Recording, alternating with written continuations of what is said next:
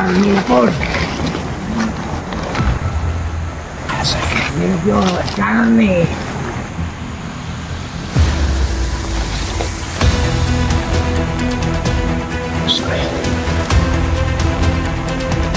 Hello po, magandang araw po sa inyong lahat. Kumusta po kayo sa lahat po ng viewers, supporter natin, no? Lalo na po kay Tadaylin, sa lahat po ng mga sumusuporta. Nanay Susan, salamat po. Sir Jeans, Luda Magno, Tita Cecilia, Nanay Ivy, kumusta po? Haggard Face, Red Rose, Leo Salon, tsaka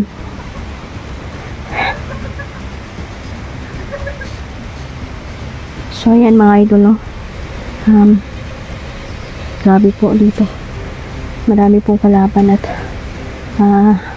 ang problema po nito mga idol, si John Rick ay na-hypnotize po siya ng inilagay po sa kanya yung pitong demonyo, sumapi sa kanya mga idol, at hindi na po ordinary yung John Rick po ang ating nakaharap, at hindi naman pwede na patayin natin. So gagawin namin mga idol, kailangan ma-solve yung problema ito, kasi sabi ng aking mga kaibigan, hindi daw basta-basta ang mga kalaban, hindi madali mga idol na patumbahin ang mga demonyong ito, kaya yung ilan ay napapatay talaga ng mga demonyong ito.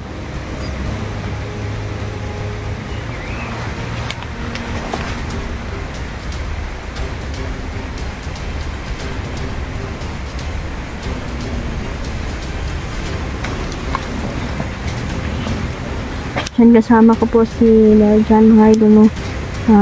Pupunta tayo sa ating mga kaibigan. Tayo magpapasalamat po dahil po ay tinulungan po tayo, no, ng mamahal nating kaibigan sa sabihin po sila sa tumulong, no, sa pagaling kay Neo. Pero si Neo nakakalungkot po dahil may alas po sa Emperor ngayon na hinahawakan, ug ang nakuha pagud niya mga idol, kato pagud ang iyang t-shirt mga idol na natadyo iyang pangalan.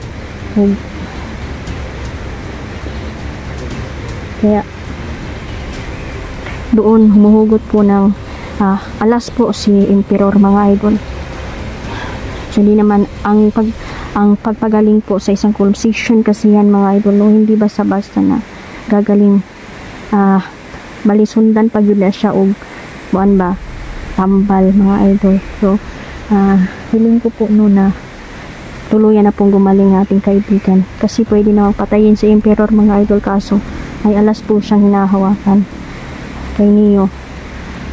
Kung papatay natin, patay din si Neo mga idol, kaya ang gagawin na lang natin po ay magtulungan kami, lalo na kay Jandrel mga idol, ang aming kasama no na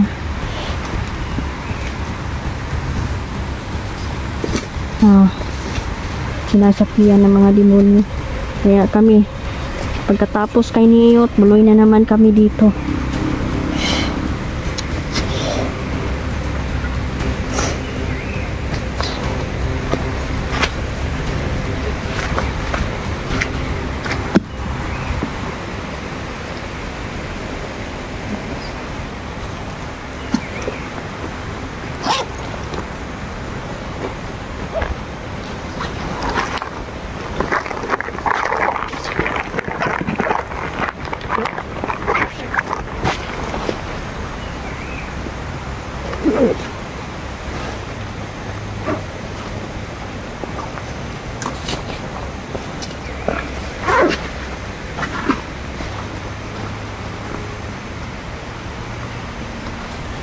Kanang buhangin yung ipag ba? Yag-yag sana. Pagkakaan makakapit na nakagod sa Israel.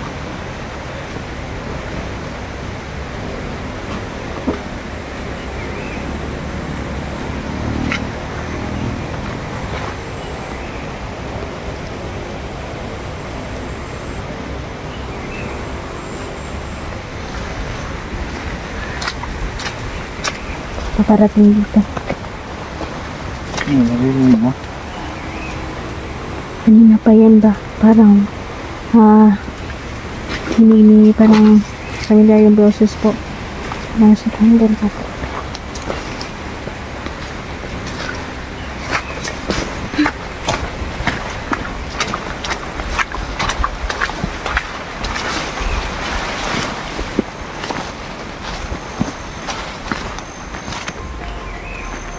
Hindi na kasi nito daw. Si Chandra mo kan.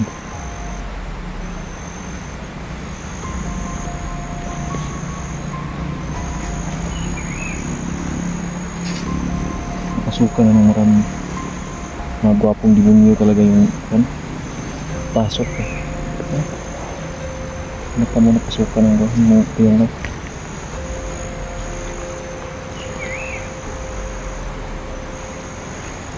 alam ni Janelle yung lahat ng mga lokasyon. So, okay lang. Tutulungan natin si Janelle na makuhaan talaga. Mahanap natin siya at malunasan natin yung sumpa na bigay sa kanya.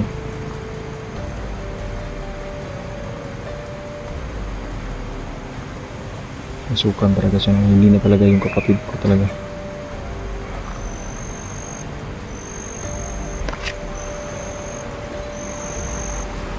Kawawa naman si Jandrel. Sa ganitong sitwasyon mga idol, talagang wala akong unang-una talaga mga idol, akong ibang advice talaga na magdasal ba, pataasan ba, malakas na paniniwala mga idol, kasi kung malakas ang demonyo, malakas naman yung paniniwala mo, useless mga idol lang demonyo, muhawa na sila. Kaya minsan kasi hindi kasi natin, may mga bagay talaga hindi natin mapaliwanag mga idol, kasi yung mga kaaway talaga natin ay hinahanapan talaga nila tayo kung saan tayo mahina. Sana mailigtas natin si Janrel, kasi mahirap ang sitwasyon na to mga idol, dahil si Janrel po ay naging kalaban. Hindi pwedeng masaktan si Janrel kasi kung anong mangyari sa kanya, ba mapatay siya, sao na lang. Tama yun.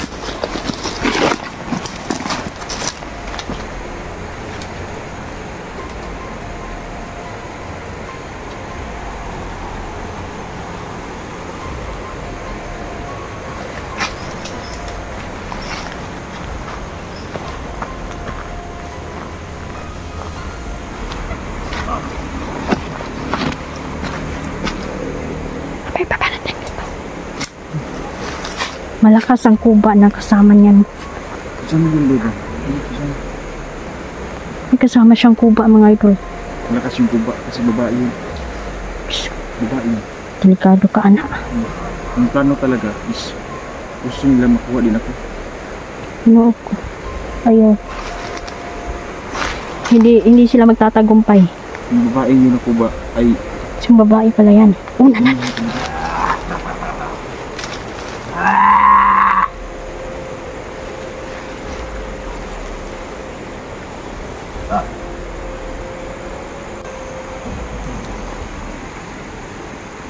Nawan ni mo?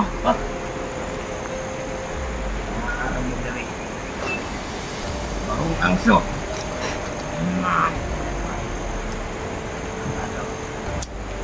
Haus ka. Mata.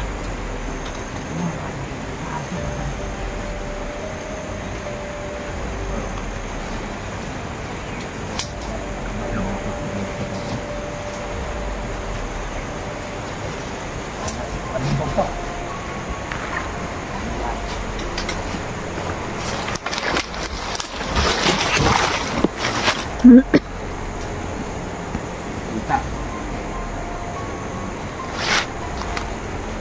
Kasi, gobernador, tatag mag-supply sa mga buba.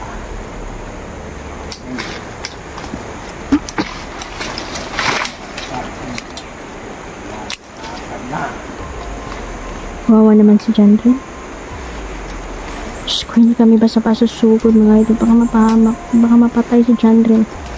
Sa una lang.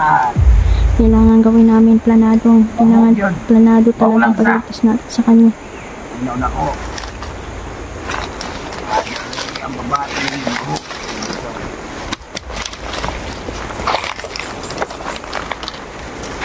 Ang kuba pala na yan mga idol.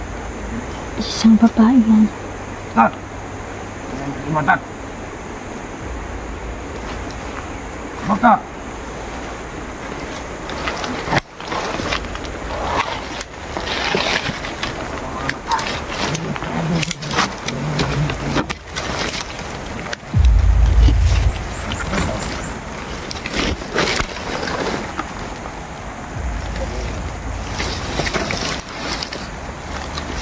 Dali!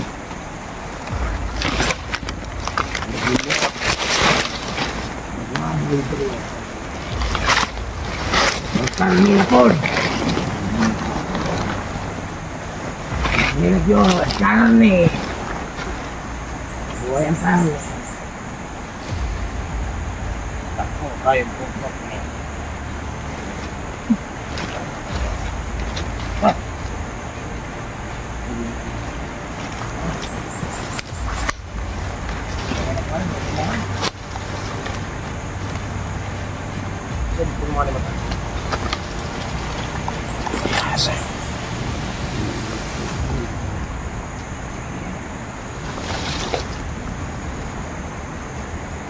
Sorry. Report sila. Katimaho na sila dayo. Malakas yung kuba. Kasama niya.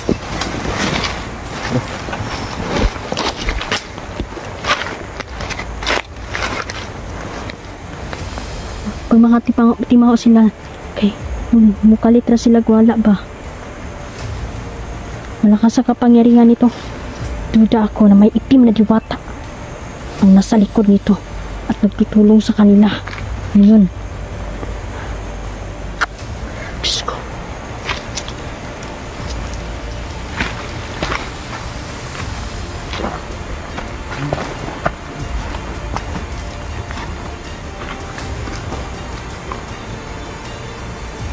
Duda ako dahil. Kung humingi na naman yun ng kapangyarihan sa mga itim na diwata dahil. Tapos ko nila sumpain ang kapangyarihan. Duda nga ako kasi ako talaga yung ano nila eh. At nasa akin na lahat ng plano nila na patayin talaga tayo. Lalong-lalo na ako. Alam kasi ng mga itim na diwata na kasama ko. Ang mga puting diwata, ang mga mabubuti kong kaibigan. Diwata. Malakas din ang kapangyarihan ng itim na diwata. Sabi ni Gabay.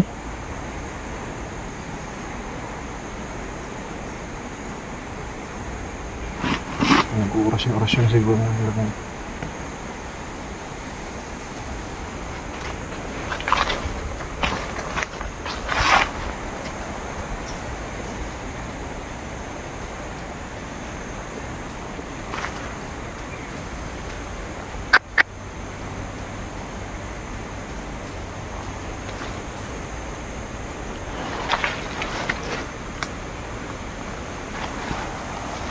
ano, kubantay lagi sila. Dari po sila ng hiba. Hindi kumpensa sa babaeng kupa ha. Kasi babae pala yun. Babae ganun. Nagdadala yun ng sumpa. Kaya ako may plano nilang kwaon. Hypnotismo gyapon ba? Malakas ang hypnotismo nila. Tinutulungan sila ng itim na diwata. Emperor lagi daw. Emperor of si Emperador.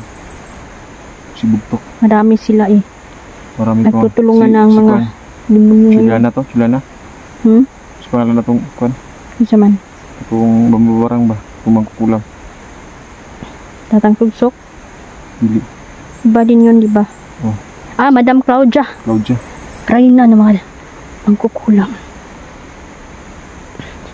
Si Claudia ngayon, hindi yan lumalabas at nananatili yan sa isang lugar.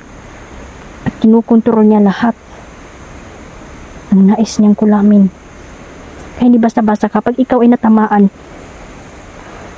ng sumpa ng kulam mga idol, lalong-lalo na ang mga ituman ang kulam sa mga delikado kadiha tulad din niyo.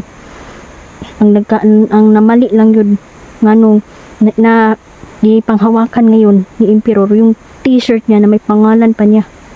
Ganun no. Muna yung pinaka number 1 mission talaga, priority mission sa mga kasamahan ni Kwan, at dapat painumin palagi yung hinubig sa tubig sa balon. Tubig sa balon, magkuha sila tubig sa balon ba? May hinubig ni Imno ni Niyo. Para at least hindi man lang tawag nito ba, makatulong ba yung tubig. Yung mga tusok-tusok niya hindi talaga masyadong masakit pag inom siya tubig sa balon. Yado man siya ani. Mabalikan man siya tungod atong kasi may mga may bagay na nahahawakan si Emperor. Yan ang pinakamasamang balita. Yun sa damit. At galit na sila sa atin. Kasi Tayo na talagang punteriya nila Emperor ngayon. nabuang na gyud.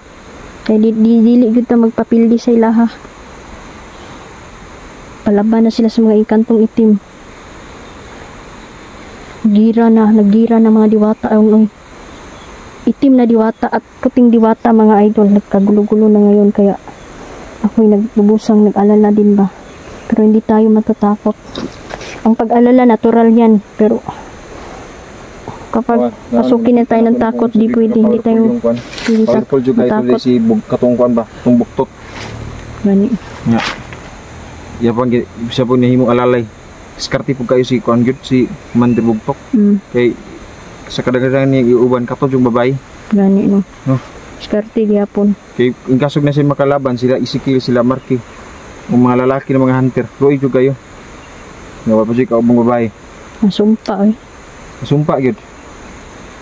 Pero kaning kuba mo jud pinakakuyaw ni unya, kabalo ba ka kung mapatay ng kuba di mapatay po si Jandrel, connection ba gani. Grabe lang ang gibuhat. Utak ba ginamit nila? Utak yun. Mautak talaga. Si Emperor, kulam niya si Neo. Napadyo'y gigunitan siya. In case ulian si Neo, dili gihapon magsilbi kay ngano. Naman saya ang t-shirt. Kailangan kaon dito kay Emperor. Pero at least napagaling si Neo ba? Nawala ang iyang mga kuan. Nawala yung sakit. Minsan kasi sinusukat yung tiwala talaga natin sa itaas. Tao lang tayo, natatakot tayo, nangangamba na tayo sa nais mangyari. Ilan ta magkunahon mga dautan. Positive lang ta pirmi. Mga mapildi gyud nato sila.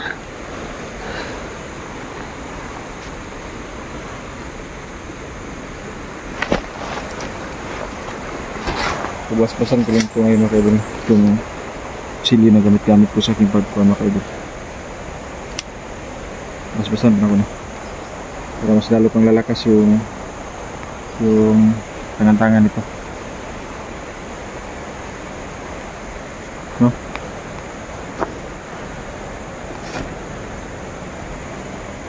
Tara, ang kunang dugay. Kaya para makuha na natin yung kuhan. Kuha na yung sinabi ni Kuan, butang between ba.